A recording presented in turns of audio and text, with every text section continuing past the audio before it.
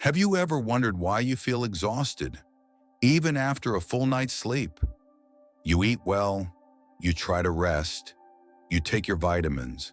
Maybe you even follow the routines everyone talks about, stretching, supplements, early bedtime.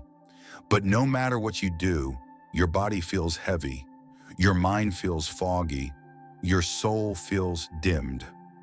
What if your tiredness isn't physical, but spiritual? Most people assume exhaustion comes from lack of sleep or a poor diet.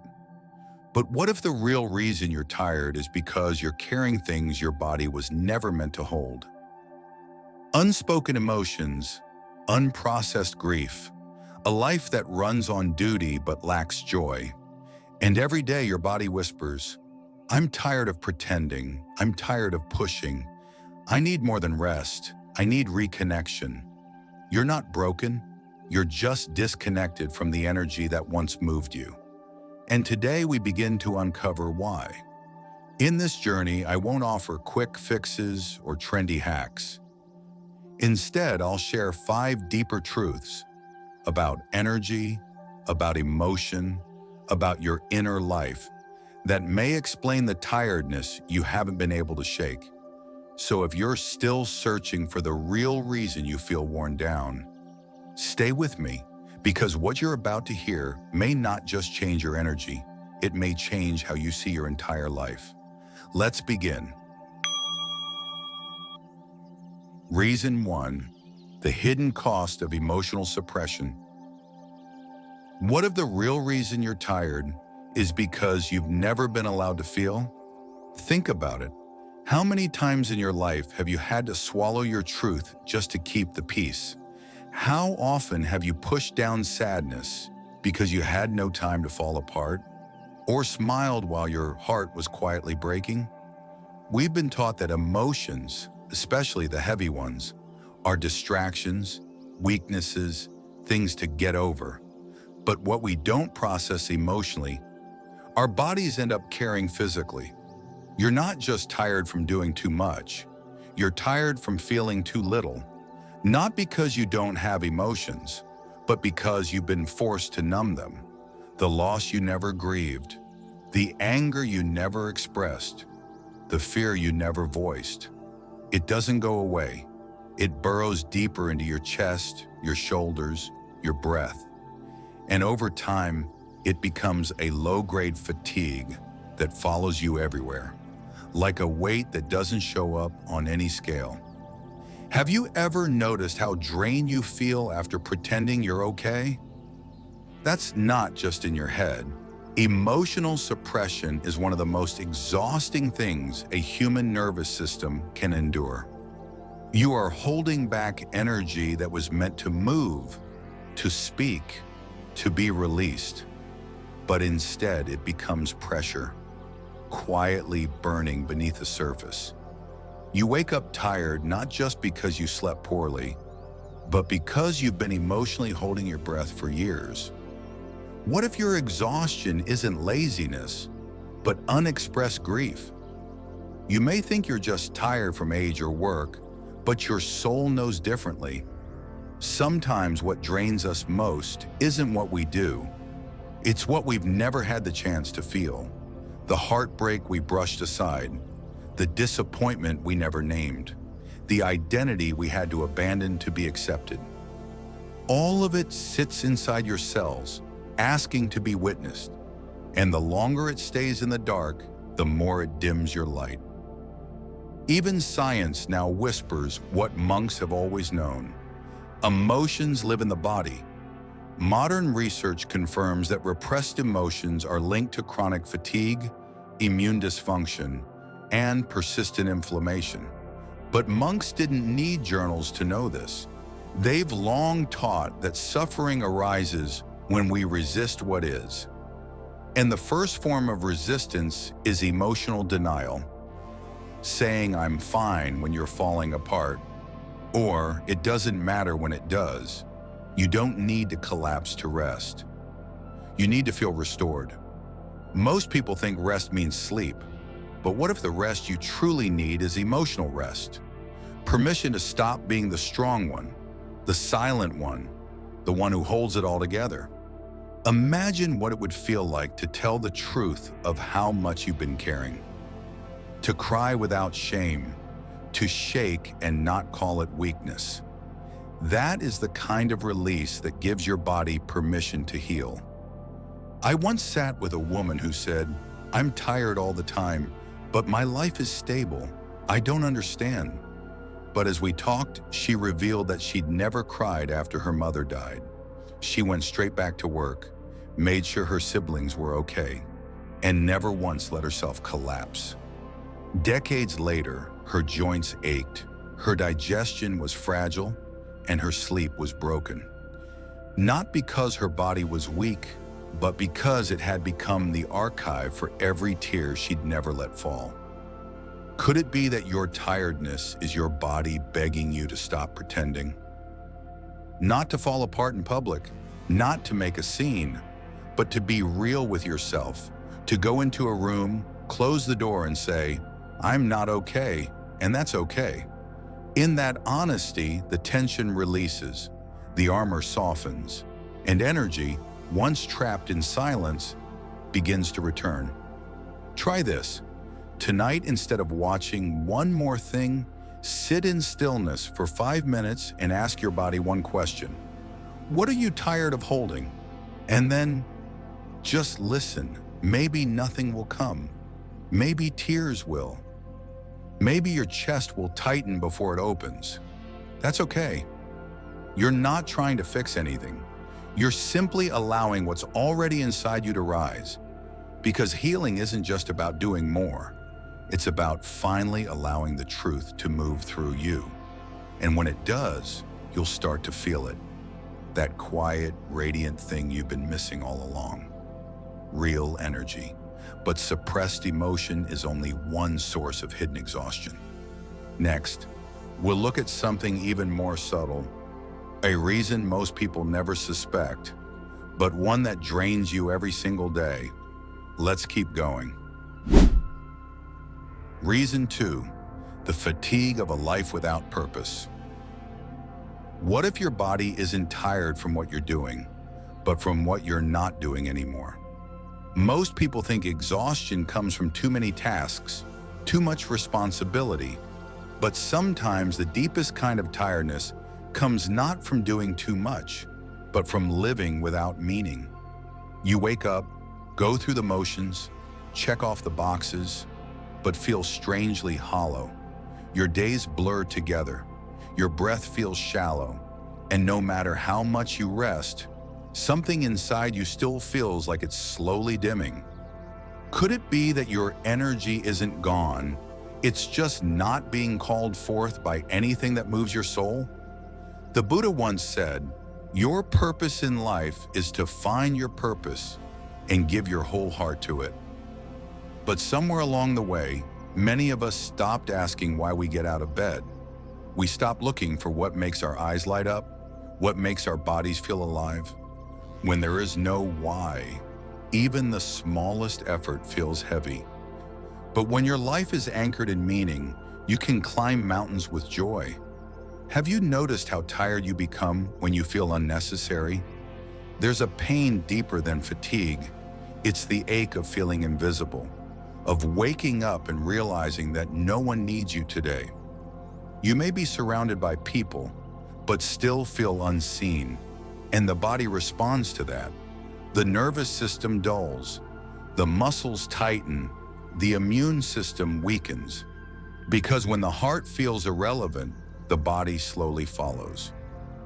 I once met a man who said, "I'm not depressed. I just don't know why I'm still here." He had retired after 40 years of working.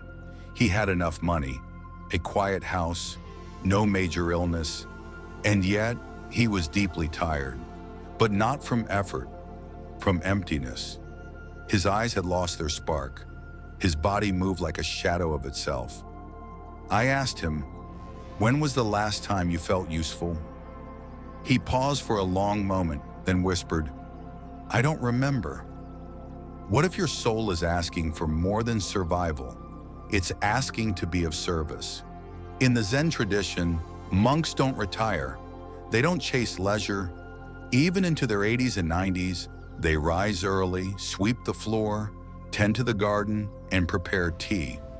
Not because they have to, but because service is a form of meditation. It reminds them, I am still part of the whole. I am still contributing. As Thich Nhat Hanh said, the moment you know how to take care of yourself, you begin to take care of the world. You don't need a big mission to feel meaningful. You only need to remember your small sacred roles. Purpose doesn't always look like writing books or building charities. Sometimes it's baking your grandson's favorite bread, watering your plants and talking to them, calling an old friend just to say, I'm thinking of you. These tiny gestures, done with presence, become fuel. And slowly your body remembers what it's like to feel useful again. To be in flow with life. Have you ever felt more energized after simply doing something you love? Even if it was physically tiring? That's not your imagination. Joy generates energy. Love multiplies it. When we do things that align with our essence, fatigue doesn't weigh the same. A woman once told me she was exhausted all day, but would come alive at night while painting. It doesn't make sense, she said, but it does. Her purpose wasn't gone. It was just waiting for her attention. So ask yourself gently, what am I doing today that gives me meaning beyond survival? You don't need to have the full answer, but even asking opens a door. That small sense of intention begins to call your energy back. And when energy has a place to go, it returns, it flows. Because energy loves direction, and direction comes from purpose. The Buddha taught that without a clear path, even a strong person gets lost. If your energy feels scattered, your body sluggish, it may be because your path is unclear. You are not lost. You've simply forgotten what lights the way. The good news is that light never leaves you. It waits patiently. Inside your breath, inside your compassion, inside the tiniest act done with care. Try this. Before bed tonight, write down one reason you want to wake up tomorrow. It could be big. It could be small. To help someone, to see the sunrise, to care for this body that has carried me so far. Let that be your starting point, your anchor, your permission to begin again. Because sometimes healing doesn't begin with medicine, it begins with meaning. And once you begin to remember why your life still matters, your body will remember how to rise. Let's keep going. Reason 3, the weight of overthinking. How mental noise destroys your energy. What if your body isn't tired? Your mind is just too loud. We live in a world that worships thinking, plan, anticipate, solve, analyze. From the moment we open our eyes, the mind starts buzzing. What did I forget? What should I do? What if this goes wrong? And when that thinking never stops, it becomes less like a tool and more like a cage. Have you ever been exhausted after doing absolutely nothing, except thinking all day? You didn't run a marathon. You didn't lift anything. But your body feels like it's collapsing. That's because chronic mental activity triggers the same stress response as physical danger.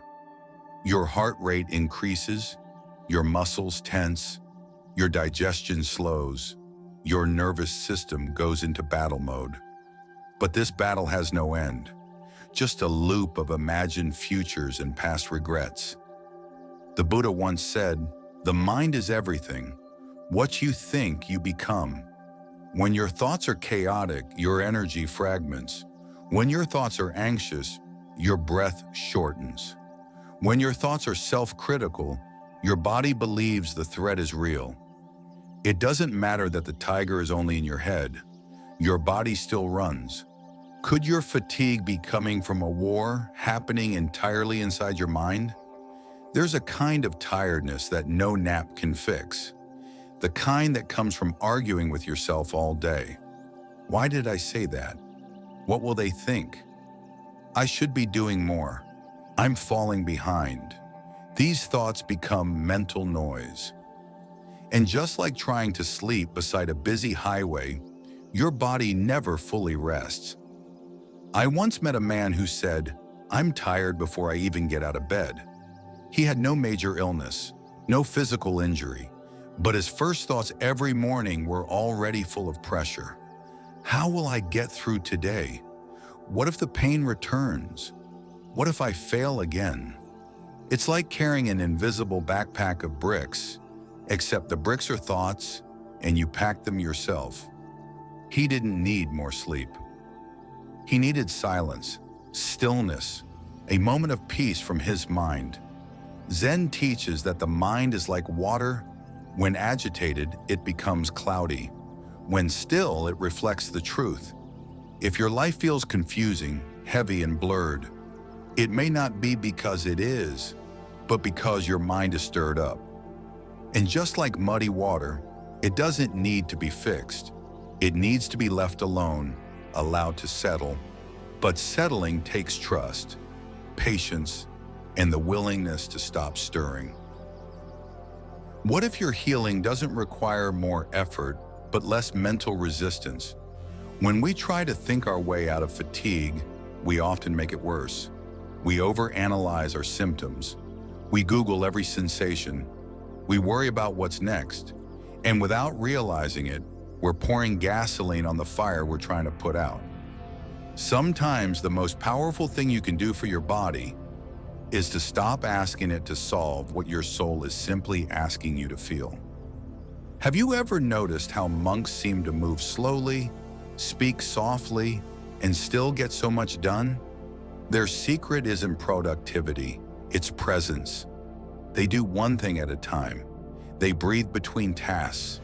They aren't racing to catch up because they aren't measuring life in comparison. The energy they conserve from not overthinking becomes the energy they pour into living. The Buddha taught, there is no path to peace. Peace is the path. When you constantly think, I'll rest when it's all figured out, you miss the truth. The figuring out is what's exhausting you. Peace doesn't wait for everything to be perfect.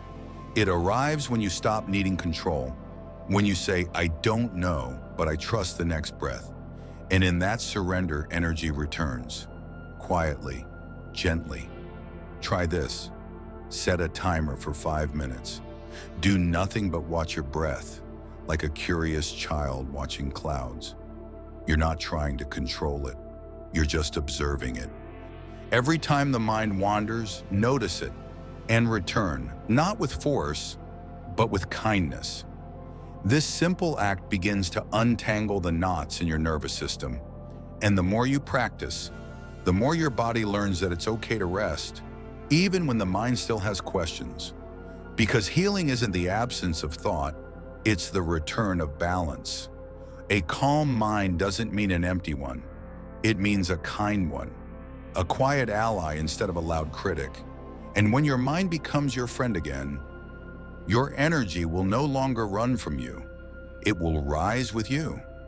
So if your fatigue has felt unexplainable, maybe this is the explanation no one ever told you. And once you quiet the mental noise, you'll begin to hear something far more powerful, your inner wisdom. Let's keep going. Reason 4, the illusion of rest, why you're not recharging. What if you're not tired because you're doing too much, but because you're not resting in the right way? We say we need rest, so we sit on the couch, scroll through our phones, binge watch shows, or sleep in on weekends. But then we wake up and still feel heavy, still feel foggy, still feel like we're dragging a body that refuses to reset. That's because most of what we call rest isn't rest at all. It's a distraction. Have you ever relaxed for hours and still felt like you hadn't rested at all? It's not your imagination. True rest isn't about stopping activity. It's about entering a state of renewal. But when your body is still and your mind is racing, when you're lying down but reliving arguments, financial stress, or unfinished lists, you're not at rest. You're on pause. And a paused mind doesn't heal. It holds its breath. The Buddha taught, to rest is to return to yourself.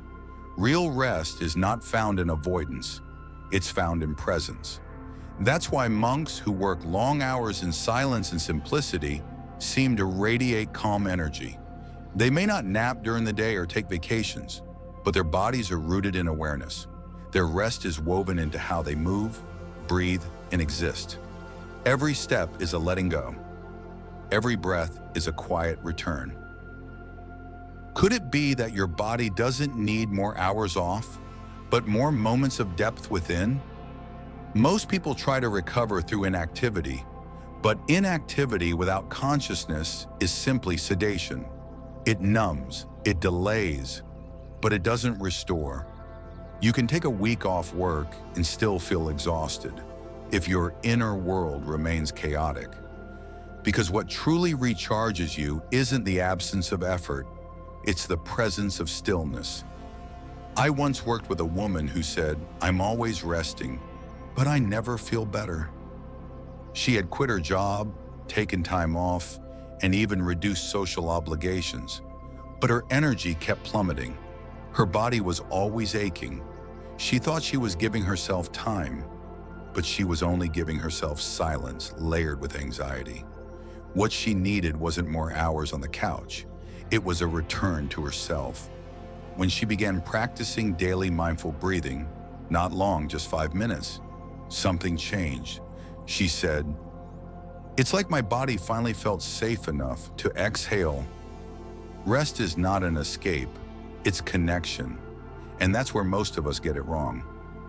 We try to rest by running away from life, but Zen teaches the opposite. It tells us that peace is not found by retreating from the world, but by arriving more fully in it.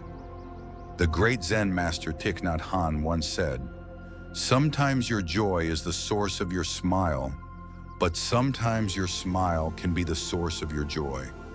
In the same way, sometimes rest comes not from perfect circumstances, but from the small choice to be fully here.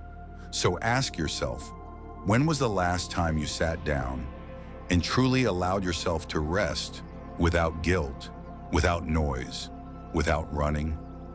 Not to scroll, not to distract, but to breathe, to listen, to feel your feet touch the floor, to feel the air enter your chest like a quiet reminder that you're still alive, that you're allowed to pause, not as a reward, but as a birthright. Many people confuse sleep with rest, but the two are not the same. You can sleep for 8 hours and still wake up tired because you carried your worries into your dreams. True rest doesn't begin in the muscles. It begins in the nervous system. And the nervous system doesn't respond to stillness alone. It responds to safety, to surrender, to softness, to that moment when you whisper to your own body, "You can let go now. I'm here." Try this. Before bed tonight, don't pick up your phone. Sit at the edge of your bed, place your hands over your heart, and say silently, "I allow myself to rest. I don't need to earn it. I just need to receive it." This is not a ritual to fix you, it's an invitation. Because when you invite your body to rest with compassion, not pressure, it listens, slowly, tenderly. But it does listen. The Buddha said, "Peace comes from within, do not seek it without." And perhaps your healing is not waiting at the end of a vacation or inside a bottle, or in the perfect night's sleep. Maybe it's been here all along, waiting in the space between your breath and your awareness. So if you're tired, not just in your body, but in your soul, know this: you don't need more escape, you need more return. And once you truly return to yourself, you'll find the energy you thought you'd lost. Let's keep going. Reason 5. The energy leaks of unhealed wounds. What if the tiredness you feel today is the echo of a wound your heart never got to heal? Not every scar is visible. Some wounds don't bleed. They whisper. They sit quietly in your chest, in your gut, in the back of your throat. They show up as fatigue, forgetfulness, and shortness of breath. And the more you try to explain them medically, the more confusing they become. Because what you're trying to heal physically was never just physical. Have you ever felt exhausted for no clear reason and wondered if something inside you is simply unfinished? Maybe it was a betrayal that you never really recovered from. Maybe it was a loss that you never truly grieved, or a childhood where you were forced to grow up too fast. And now, decades later, your body still holds that memory, not as a story in your mind, but as a drain in your energy field. The Buddha once said, "Holding on to anger is like drinking poison and expecting the other person to die." But we don't just hold anger, we hold guilt, shame, regret, the words we never got to say, the goodbyes that were never spoken, the apologies we never received. And each of these becomes a hidden wound, one that slowly leaks vitality from our bones, our breath, our being. I once sat with a woman in her late 60s who said, "I'm tired every morning, even if I sleep 9 hours." As we spoke, it became clear her fatigue wasn't from poor sleep, it was from grief. She had lost her son 20 years earlier, but had never once cried about it. "I had to be strong for my other children," she said, but that strength came at a cost. She'd been holding sorrow like a stone in her chest for 2 decades. The moment she allowed herself to speak his name, she wept, and after that, her body began to feel just a little lighter. Could it be that your body is tired because it has been carrying too much unspoken pain? Unprocessed emotion is like stagnant water. It doesn't disappear, it festers. And eventually the emotional weight becomes a physical one. Your posture changes, your breath shortens, your digestion slows. You may forget the details of what hurt you, but your body remembers the tension, the bracing, the closing, and it keeps living from that memory until you choose to face it. Zen teaches us that what we resist does not go away, it grows stronger in the dark. There's a concept in Buddhism called store consciousness. It's where all the seeds of our past experiences, both joyful and painful, are stored. And just like seeds, what you water grows. So if we keep watering silence, denial, and distraction, our suffering grows roots. But the moment we shine light on what's buried, healing begins. Not dramatically, but quietly, in the way breath returns. In this way, peace feels less impossible. What if the true reason you're tired is because your heart has been guarding a story it was never allowed to tell? You don't need to tell it to the world. You don't need to write a book, but you do need to honor it, sit with it, acknowledge it, because unacknowledged wounds do not disappear. They shape us from the shadows. I remember a monk once told me, "The past is not the past if it still lives in your breath." And I never forgot that. Because I've seen it in so many, the way someone sighs too often, or flinches when you mention a certain name, or goes quiet when they hear a song. These are all signs that the wound still whispers, not to haunt us, but to be heard. Try this. Light a candle tonight, sit in silence, and ask, what haven't I fully let go of? Then wait, not for a loud answer, but for the stir of memory, the wave of feeling, maybe even a name. And instead of pushing it away, welcome it. As the Buddha taught, with mindfulness, you are already healing. Just the act of turning toward your pain with kindness is medicine. Because healing isn't about erasing the past, it's about integrating it so deeply, it no longer drains your present. Your body wants to heal, it wants to rise again. but it needs your permission to let go of what's been locked inside. It needs you to say, this story no longer defines me. I'm ready to move with it, not against it. So if you're tired and nothing seems to work, maybe it's not that your energy's gone. Maybe it's still trapped in the wound that needs your love. If you've made it this far, take a deep breath, because you didn't just watch a video.